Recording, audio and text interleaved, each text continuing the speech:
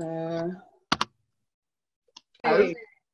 I'm not going to do a sort of complete run through in well, it is in chronological order, but it's not going to be from the very beginnings of my sort of education and career. It's just going to be showing you previous work and then trying to spend the majority of the time talking about what I'm interested in at the moment and the colour that I've been working with for the last sort of 5 years or something.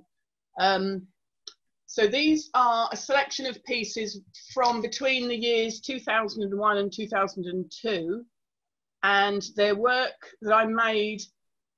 I graduated from the Royal College in 2001 and shared a studio immediately afterwards, and these are some of the pieces I was making the following year after graduation.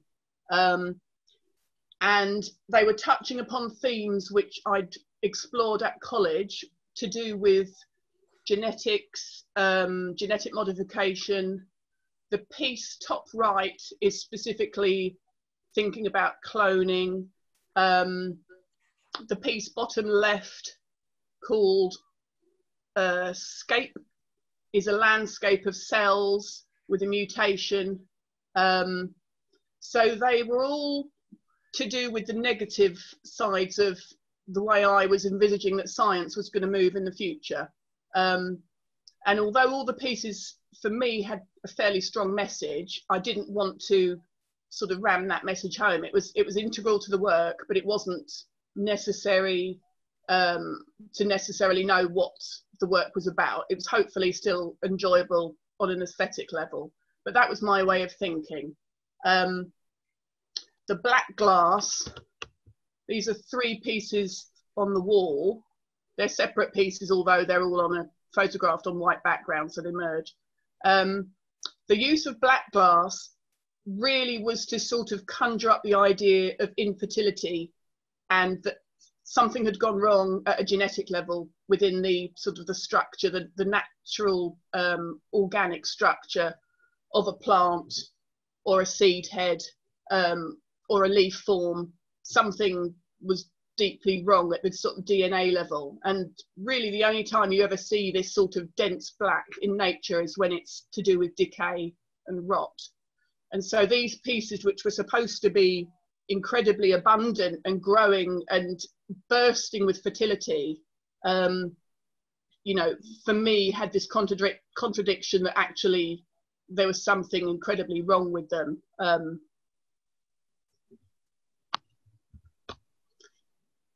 So these are more pieces sort of from about, this is a sort of hodgepodge of pieces, but they span from 2006 to 2012. And again, it's this preoccupation with a sort of a natural organic form, but something that I've created that's not of nature, because I've made it from, you know, using my hands. I haven't actually found objects in most of the cases here.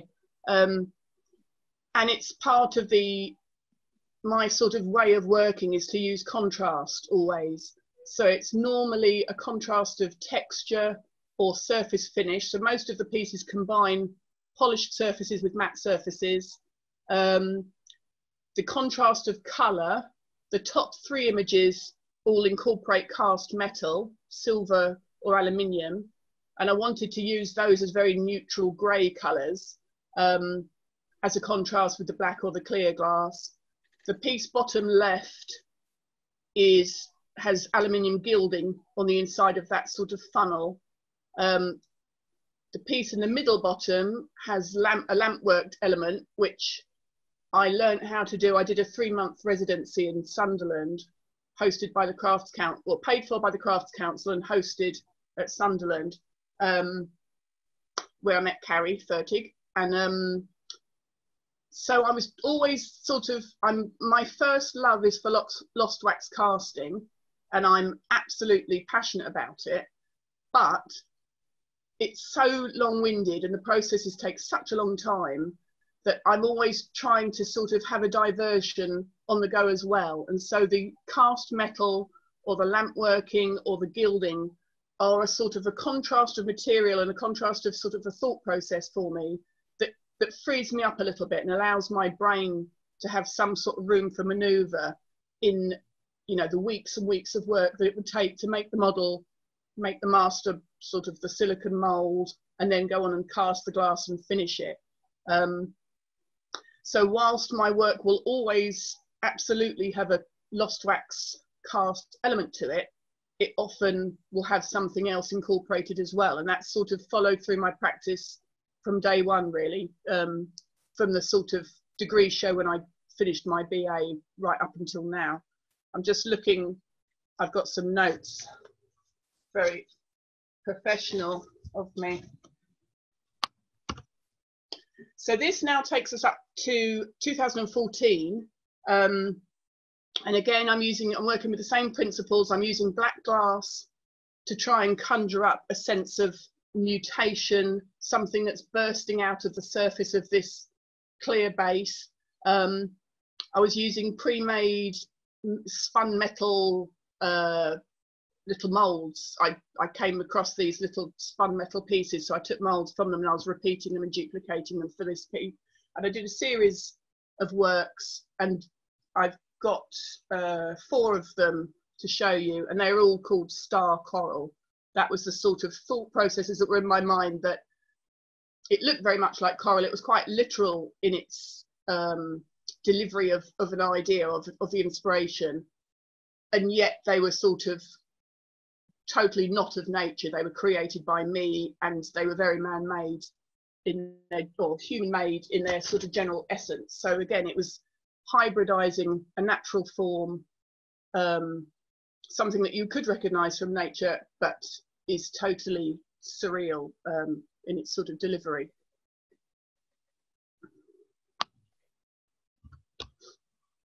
And this was a piece within that series. This was my favorite, really. And for me, this was a major breakthrough, because it's the first time I've actually enclosed the bottom of the object. The clear base is actually a contained vessel space, whereas if we go back to that one, it's open. And if the piece here on the bottom right is open, I was very sort of hung up on, I didn't want to be labelled as somebody that made vessels, and it was a very sort of restrictive process that I put upon myself. And this was 2015. I'm just looking at my notes. Yeah, 2015. And I started to sort of loosen up in my thinking and give myself a little bit more freedom. And so, although this is absolutely a sort of straightforward piece to make a vessel, to make a hollow form, for me it was quite a sort of step forward to make something that was enclosed. I don't know if that makes sense. It's a hollow form, but it has a base, so it could hold water, whereas everything else wouldn't have, because it didn't have the flat base to stand on. And I was also wanting to make work which, although as glass is a very hard solid material, I wanted it to have this sort of voluptuous quality about it, and to look inviting and to look soft, and to sort of look organic. At the same time, you know, the contradiction of the fact that glass is absolutely sort of solid. It's very weird talking to silence, by the way. Pam and Sue, if you want, as you're unmuted, you can just sort of go,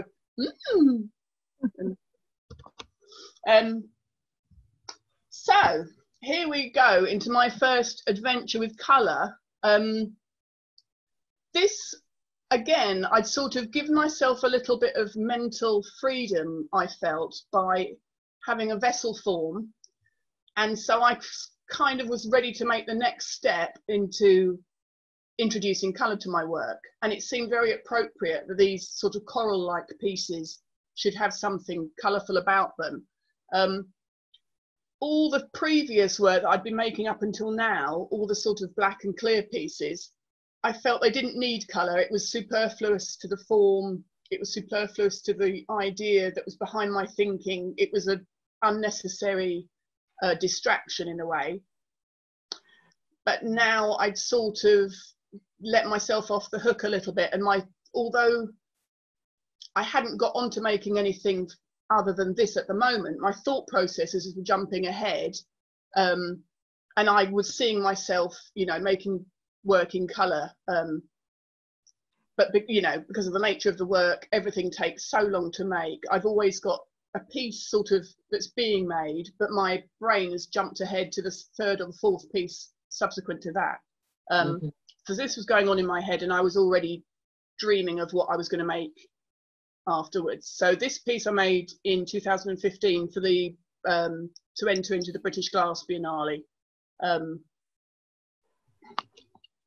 So this is within that star coral series that I was calling it. I didn't really know yet what I wanted to achieve with the colour, so this was a mixture. I'd sort of used some of the billets that I had laying around. So there's a, you can see a sort of stripe of blue on the left hand side, and the sort of main colour is purple with that sort of, I think it's probably cobalt or something that I just had. So I was finding out about what I wanted and what I was trying to achieve. These are the next pieces. So within the star coral, what I'm calling star coral series, these haven't got a base, these aren't enclosed. So this is a piece, emerald star coral, the green, and amber star coral. So they're two separate pieces, although the photo on the right shows them together. So I'm still using all my principles of combining and contrasting. I've got the combination of a completely polished lower section, lower base, with a matte top. I've got some gilding there to again add a sort of another little point of interest. I've repeated the use of this form, which again was a metal, spun metal form. So I'm sort of sticking with everything, all the ideas that I've ever worked with to do with sort of replication and duplication. I've repeated here, and it's the sort of library of thoughts and ideas that I always go back to. I'm aware that my work looks different, but for me, within my own thought processes, I'm also aware that I'm carrying through this evolving idea, and there's always links. Whatever I make, however many years apart, I can always link them in some way by my sort of signature traits or whatever, which is to do with, you know, repetition, duplication, contrasts of materials and contrast of surface finishes. So these pieces were supposed to sort of be the giant sorts of evocations of sea creatures or corals or something. Angela, I don't know if you mind us asking, but someone's just asked, does the black piece come out? Is it? Yes. Is it loose? Yes, certainly. It's yes, all of the work, everything that you see is always in a component form. I'll go back, and all of them are inserts. I class them as inserts. Yes, so they all, in the, like the left piece on the top here, that silver disc lifts out. The middle piece, top, that's an aluminium cast piece that lifts out. The sort of branch-like form on the top right, that lifts off. They're all, yes, it's very important that I sort of build up components as well. That's another thing that I love. It's just a sort of challenge of mine, or sort of making one of my sort of, if I had to list a sort of a list of top 10 fundamentals, what would Angela Jarman be? It would be, one of them would be components, because I always do, and I never glue anything. I always want them to be removable. So yes, it does. Right. So this piece now, I'd sort of got my hand in a little bit with colour, and I was beginning to feel a bit more confident with what I was doing. And I've loved, you know, there's lots of other people's work who I've always loved, and I won't name names, but they always use colours in a fairly subdued and muted and subtle way, because it suits what they're making. And I thought, I've done, you know, so many years of monochrome and clear and black. I thought, if I'm going to work in colour, I'm going to sort of work in bright colour. And so for this series now, I sort of dipped my toe in with the style coral sort of series, and now I was starting to look at where is bright color, where do you see glassy, glass-like bright colors. And it's pretty much, for me, it was all about sort of gems and precious stones. So I started to sort of do these, this was 2015, trying to create and evoke these huge giant sort of gems. This piece is approximately 30 centimeters long, and probably about 22 centimeters high. And again, it's in component form. The blue piece at the top with the more dense color lifts out and sits in a rim within the base. So I'm thinking about facets and natural stones when they found in the ground versus stones which have been cut, lapidary skills, creating facets and polishing. So that's where I was sort of, my head was, and they're quite, you know, it's quite literal with these pieces. The top insert has a sort of faceted hollow within it, which is gilded, which is what the sort of speckled orange is there, that's gold. And also where the interior form, which is hollow, has got various densities of glass. I loved the way, you know, I was just learning sort of what the Czechs have been doing for decades about, you know, having a more concentrated color or a more pale sort of tint of a color to show the interior. Everything, or pretty much everything I do, is also core cast. So there's always a hollow, pretty much always a hollow base, which has got an interior texture on it. I do show a little bit about technique and waxes, but not too much. So these are two more pieces. These are 2016. So the piece on the left is, I've named Peridot Geode. The piece on the right is Blue Topaz Geode. So with the titles, I don't particularly like thinking of titles for work. But with these, I wanted them to be quite sort of obvious what my thoughts were and my thought processes were.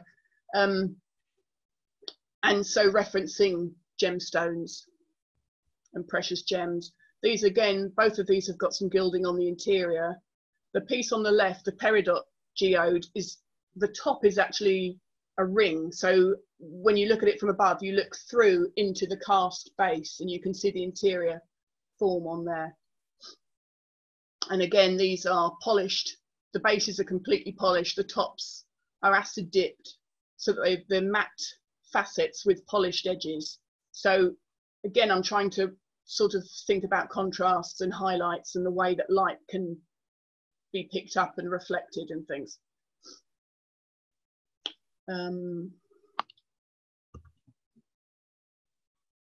These are two pieces, Rose Geode on the left and Jade Geode on the right. These are from 2018. No, they're not, 2017. The piece on the left, Rose Geode, is 38.5 centimeters high. The piece on the right is 32.5. And these are the sorts of scales that I'm able to work to on my own, to handle the mold once I've made the mold, to get it into the kiln, to open the mold, you know, to cold work the glass afterwards. This is about at the limit of my sort of strength and capability about what I can make. So these are all probably 12, the bases of these each are about 12 kilos, the tops are about 9 kilos. So that sort of, it dictates my scale in a way, what I'm physically able to make. And these again are faceted hollow pieces with the tops. So this whole series I'm calling Geode because of the, you know, if people know what geodes are, the sort of the fact that within a solid, apparently solid sort of rock is this beautiful treasure. So that could either refer to the base with the hollow textured interior, or it could be the tops with the gilding that you're sort of discovering and looking into. I'm just checking. I don't know. I've got no idea what I'm doing time-wise. I'm joking. And this is another piece from that time. I tend to work in a series. Once I've come up with an idea and I've created a master model, I try and adapt that model and come up with a variety of pieces so that they're all one-offs, but they all originate from the same, if possible, they all originate from the same master model. And so because it's also time consuming to make, each model, I'm sort of introducing the next slide, but each model might take 2 or 3 weeks to make. And so from that one piece, I want to be able to get more than one casting out of it. So the bases for these two are from the same mold. The tops are from a sort of a sphere shape that I was able to assemble together in the wax stage. This is the sphere, which is hollow. And so this was a series of pieces that I made from the top left here. This is a glass dish that I bought in Next, and it's mirrored. This is the underside you're looking at, so you're looking at the convex surface. But I didn't love the dish, but I loved the sort of tessellating pattern on it. So this was a glass dish. I loved that, so I thought, what can I do with it? So I took a plaster mold from it, which is underneath it, top left. Top right image is showing, I poured a layer of wax into that plaster mold to give me a sheet of wax. And from that, I can cut sections that I wanted to, and then sort of the bottom left image, you can see the dish shape there. I've sort of chopped out pieces that I like, and then I join them, warm them, you know, with my hands. It's only a thin sheet of wax, so it's quite easy to bend and warm, and then I join them, sort of solder them together to create these. I created these balls. So the wax is the green stuff. The sort of buff coloured stuff is gel flex, which is a type of rubber. So using a combination of an interior mould and an exterior mould, which is a whole other slide talk in itself, I can make interiors for the hollowed form or exteriors for the inserts and things. So this was basically taking this sort of production made dish and cutting it up and changing it to be what I wanted it to be. So the piece bottom right is showing a wax. This is the wax from this piece. So this is it cast in amber glass with gilding. This is it. You're looking into the hollow surface there. So on the interior, the texture's coming toward, anyway, it's all positives and negatives, and it's incredibly time consuming and tricky, but it's the part of the process that I'm in love with. And creating these wax models is a dream. You know, if I know, I purposefully make things overcomplicated, so it gives me an excuse to work on them longer than I should do, sort of thing, because I just love it. And there's my dog, Lottie, she's an Airedale Terrier. She's big, so she's showing you the scale a little bit. That's my excuse for having her in there. So here are the wax models, 2 of the wax models for the previous pieces that I've referred to. So the tops I've made from, you know, joining up, sort of playing around with those wax balls. The bases, at the time, I now have a lathe and I can turn plaster, but at the time of making these, I didn't. So the bases were made from a football, and so I took 2 halves. I took a football and cast half of it to give me a sort of slip casting mold that I was able to pour wax into. And then the middle section there, you can see I've sort of added wax because they weren't big enough to accommodate the core. The ball in the foreground of them is showing you that's what the form is inside them. That's all that's doing. It's just to illustrate that they're hollow, and within them is that sphere, that faceted sort of sphere.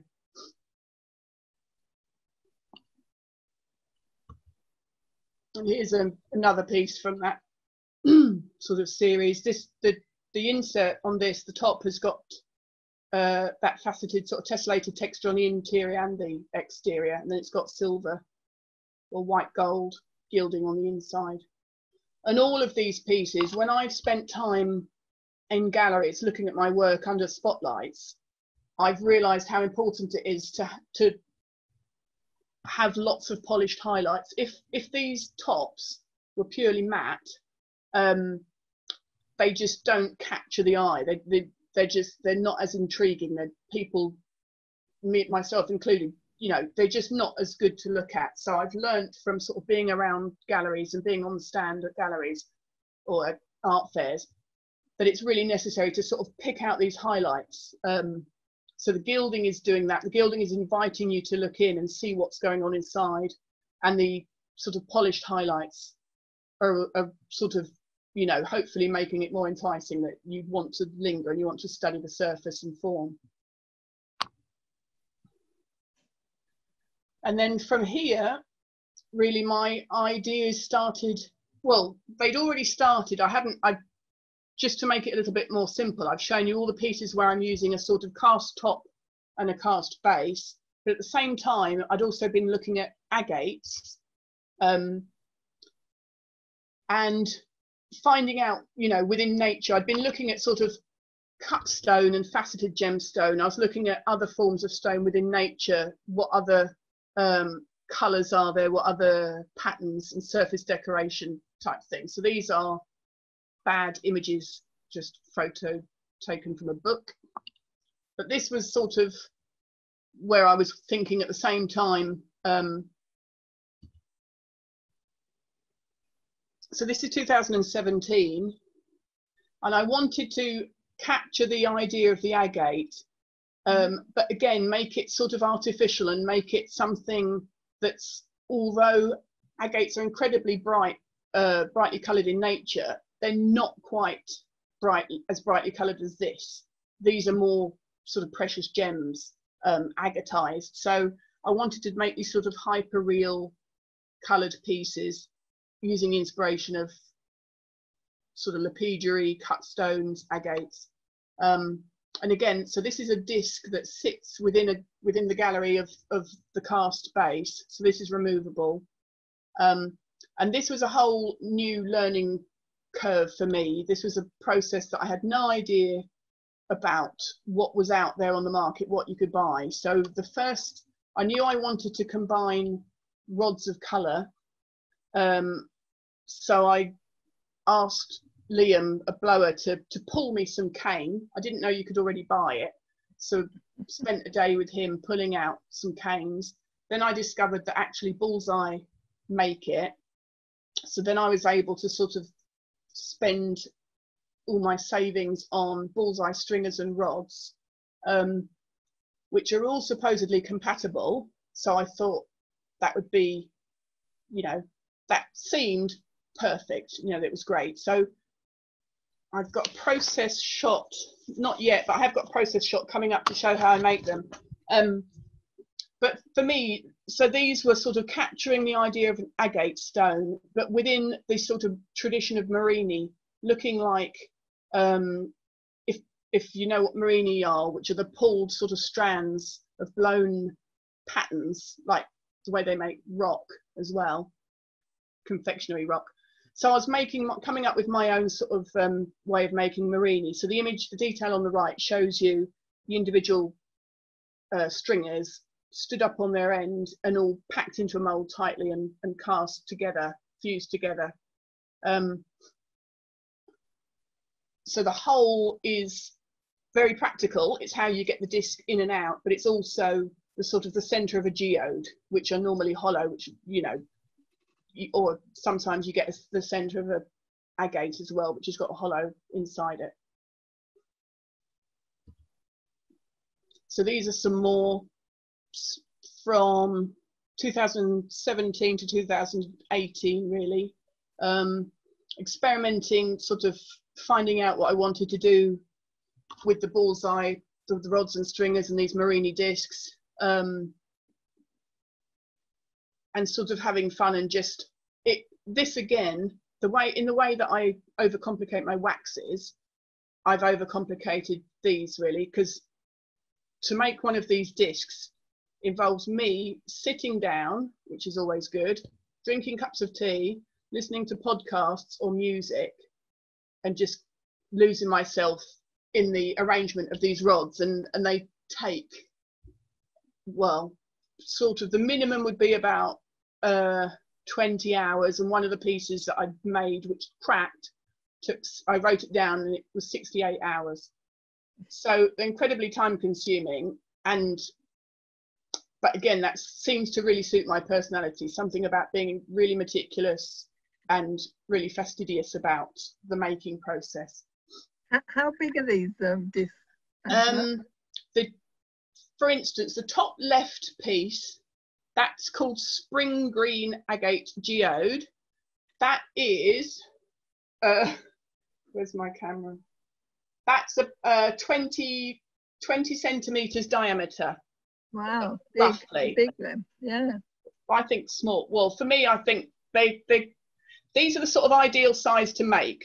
These are, I touch wood, I never have problems making this sort of size piece, because it's always fairly straightforward. The pink, the bottom left pink sort of lozenge form, that's, I didn't write any of the dimensions down, which was helpful, but that's about 55 centimeters long,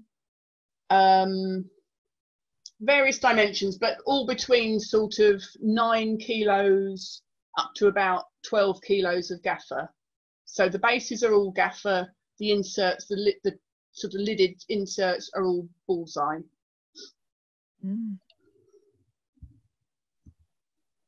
And this is a process shot to show how I make the Mourinho.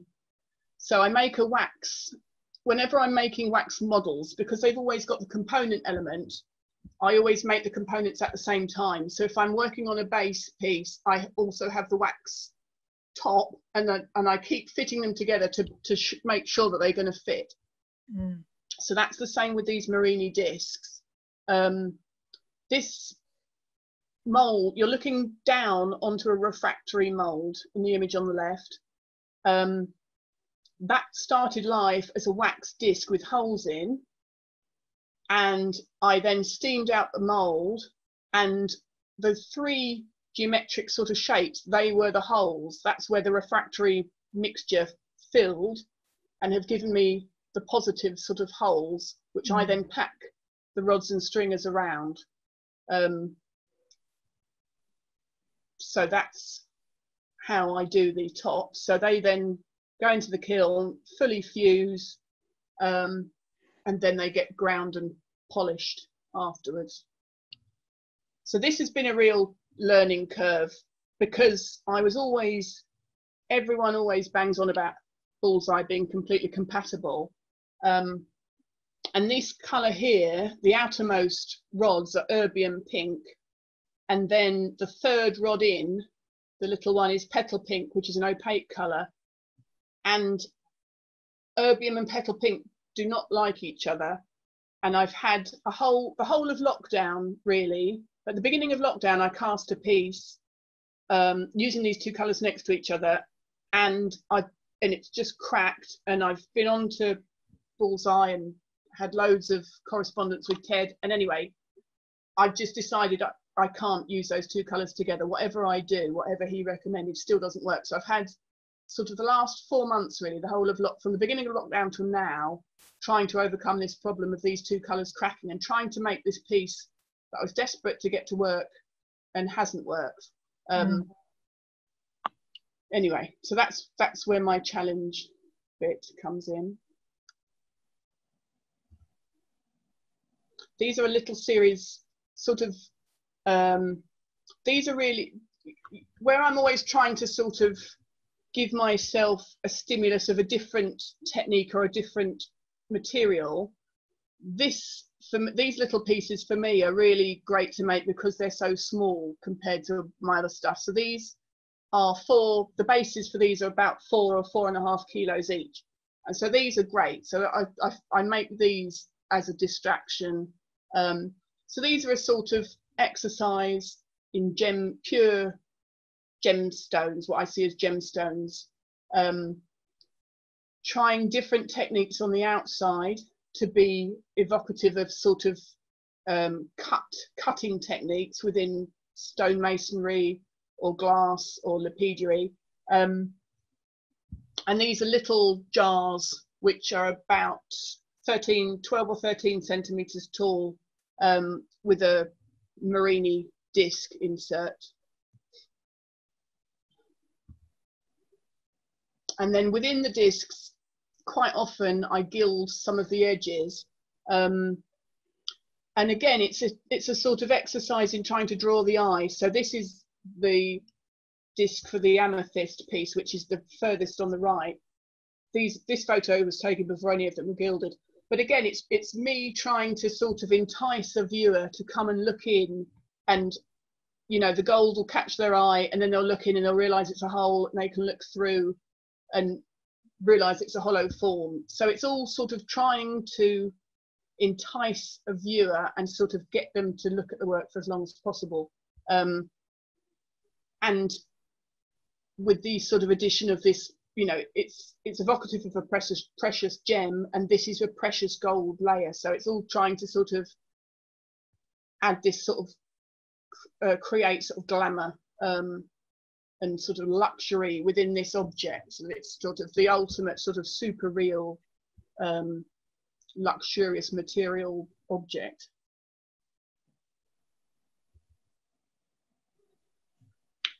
This really is to show scale, I suppose. I was just talking about those little pieces. This is a big, what I would consider for me a big piece. So again, it's made in two. We've got the hollow base with the textured interior, and then it's also a hollow top with textured exterior. And this is sort of referring to Peridot cutting, which is a cold working technique of glass makers, where they'll put the piece of glass to a wheel, to a cutting wheel, and cut these concaves into it. In my case, I did all the cutting at the wax stage first, or the modeling stage first. So none of this Peridot has been done post casting. This was already there. And then what else? Yeah, so I'm sort of referencing, in my mind, I'm referencing other glass making techniques, you know, techniques of stone cutting, of gem cutting. And then this slide is, I put this one in. This is taken at an exhibition. I've got work at the moment in an exhibition in China, along with lots of other people who I'll name in a second. But this was the private view, and apparently it's a tradition. Well, it's in Taipei. It's a tradition that they make sugarcraft objects. So my piece is the piece on the right, far right. To the left of that, the amber sort of piece, that's a Joe Harrington. He's in the show. The piece in the foreground, that's a Sally Fawkes.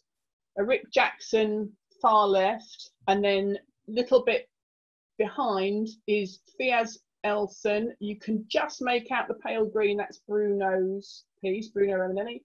There's Colin Reed, you can just catch the edge of, and that's Keith Cummings, the piece with the turquoise sphere. So it was this, it's still ongoing, the exhibition. It's now moved to Shanghai. It opens in September. It's been postponed because of COVID.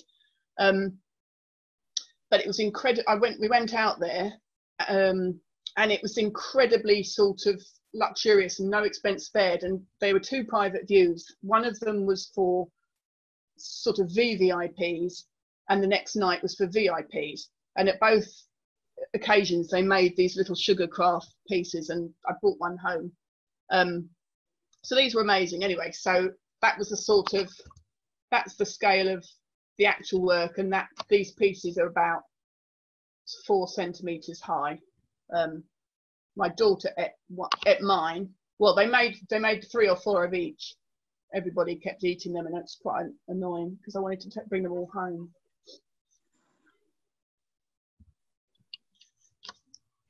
This again is showing the sort of effect of the batuto on the outside of a piece.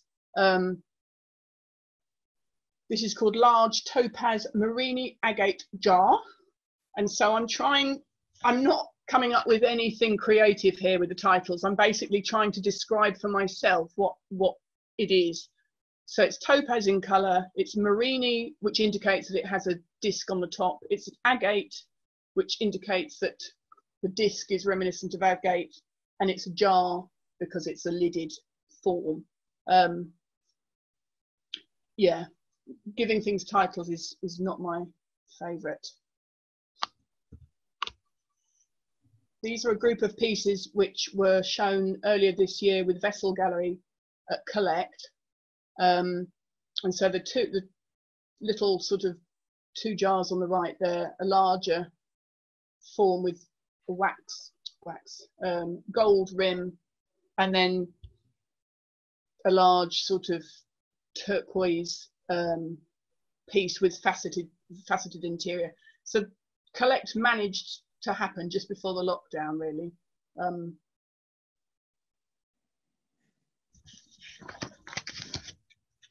And then this brings me up to sort of February of this year, I suppose. I'd made this, what I think of as a whole series of pieces about precious stones and gems and cutting. And I was beginning to sort of want to explore new things with the Mourinho discs and having ideas about what I could do that didn't, for me, have anything in particular to do with that. So I'm now sort of beginning to look to alternative sources of inspiration, and I've gone back to some, biology and plants and plant forms, which is something that I've always, had a massive fascination with. Pretty much everything I make is to do with sort of life cycles and growth. And these gemstone pieces are still to do with that because of the way that minerals are formed, and although it's done over millions of years rather than sort of a year. But I'm now sort of going back to look at much more organic combinations of forms. So this is two models showing how I've got lots of different ideas, lots of different techniques of making things. These are made from little polystyrene Easter eggs. The piece on the left there, which the model on the right is finished, the model on the left is not finished at this stage. So I'm showing here, I've cut the polystyrene eggs in half, pinned them onto I've got a wax form on the inside there that I'm using as the base, push pins through and sort of cut them and splice them so that they, sort of move around this form nicely. The black stuff is plasticine, which I then roll out into really thin little worms and fill in all the edges so that they're completely sealed. And then once I'm using the wooden modelling tools down there, once I'm satisfied that it's all sort of as neat as I can, I then go over the whole thing with a paintbrush and white spirit, and that then smooths all these black plasticine worms and the surface of the polystyrene. I've tried to fill in all the little individual sort of bobbles of polystyrene there. So that's how I've made these two. And although the two pieces, there is a bit of foreshortening in the photography, but the eggs in the front are much bigger than the eggs at the back. So that's sort of true. That's not just a trick of the image. So I'm trying to play around with contrast and scale in that the biggest pieces have the smallest organic shapes on the inside, and the smallest pieces have the biggest.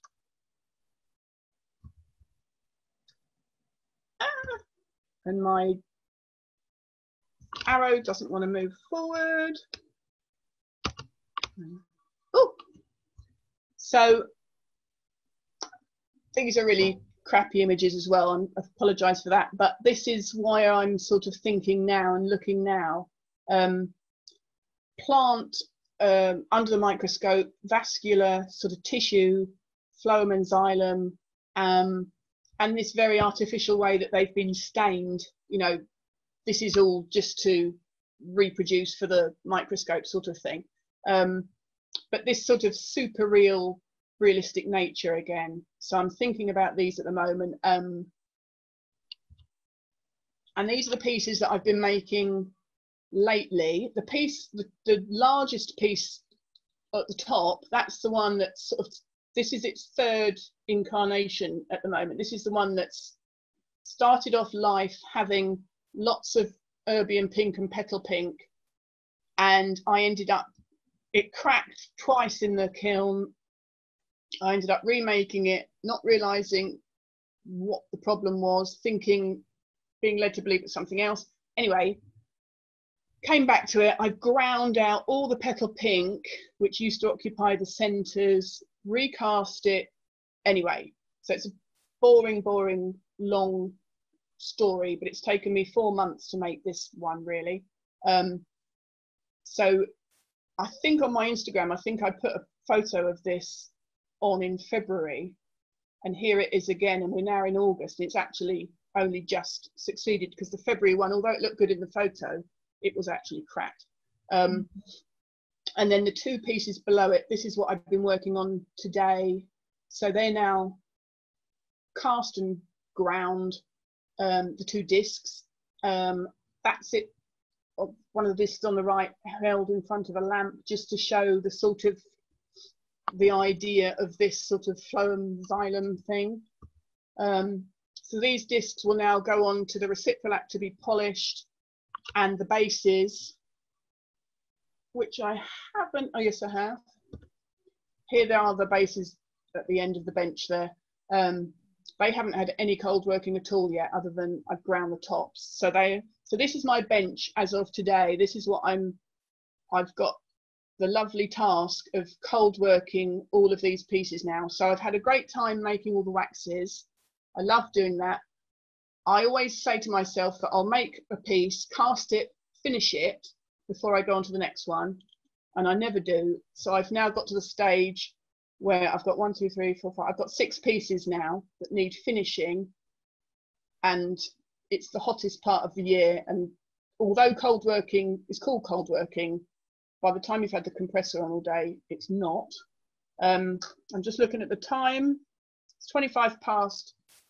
So I'll ramble on about, this is my last slide really.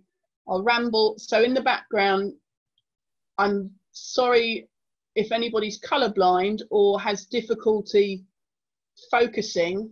This shot is going to completely do your head in, because you can see absolutely every bit of mess and junk in the background.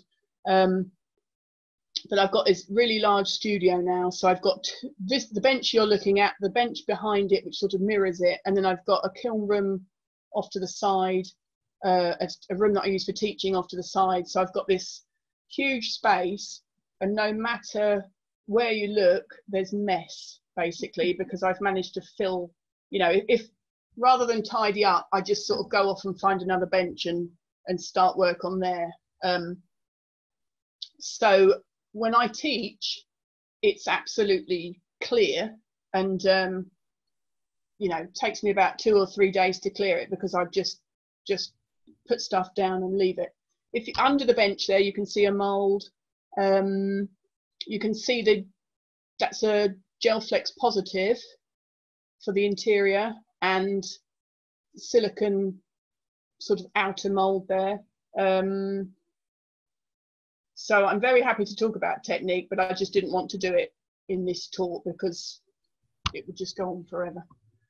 So this is my workbench today. So really, until the end of the year, I imagine I will be cold working these pieces. And I've got to be disciplined. I'm not going to let myself start anything new until these are finished. So you've heard me say it, so I've got witnesses. How long does it take you to finish, say, you know, to cold work the pink one? Well, the piece far left, which is an amethyst piece, is nearly finished. That's so far, I think that's had about 6 days so far. So the base will be completely polished. At the moment, I've got up to pumice stage, and I now need to go on to cerium. The top for it, which is sitting there, is acid dipped, and I just polish up the highlights. It's got orange tape around the bottom because I do the highlights on a linear, and to stop me catching the edges, I tape them up sometimes. But yeah, so basically each of these pieces, the smaller lower pink piece will probably take about 3.5 days, but all of the others are 5, 6 or 7 days, I guess, depending on what is involved with them. And that's just for the casting. In the meantime, if there's a Mourinho disc, that's on the reciprolate working away on there as well, sort of in conjunction. So are you acid dipping them yourselves, or do you get them? Yeah, I am. You are? Wow, naughty, brave lady. Well, I'm as cautious as I can be, and I'm sensible. I'm the only one at the studio, so I'm not worried about someone else walking in, or I'm not having to sort of pay attention to what other people around me are doing. So I don't let Lottie, my dog, anywhere near it. And so far so good. I had a very good teacher who taught me how to work safely with acid. He's probably doesn't do it in his sauna, but anyway, so yeah, I do it myself. And dun dun dun, and that's the end. Brilliant. Thank you so much. Thank you. Brilliant.